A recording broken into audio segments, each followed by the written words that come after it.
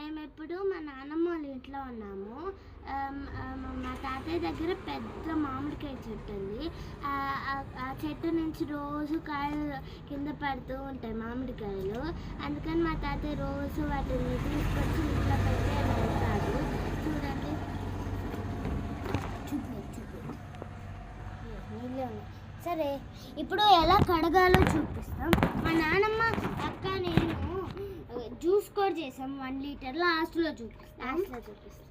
First నీళ్ళల్లో బాగా ముంచి తీసి అవి కడిగి ఒక తడి గుడ్డతో నీట్గా తుడవాలి. మచ్చలు ఉంటే అవి పోవడానికి.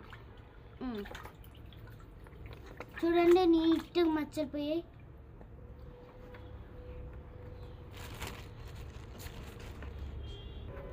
లాస్ట్ ఒకే ఒకటి ఉంది, కడిగేసాం. ఇప్పుడు ఆ 1 లీటర్ జ్యూస్ చూపిస్తాం. ఇవన్నీ పక్కన పెట్టేసి రండి.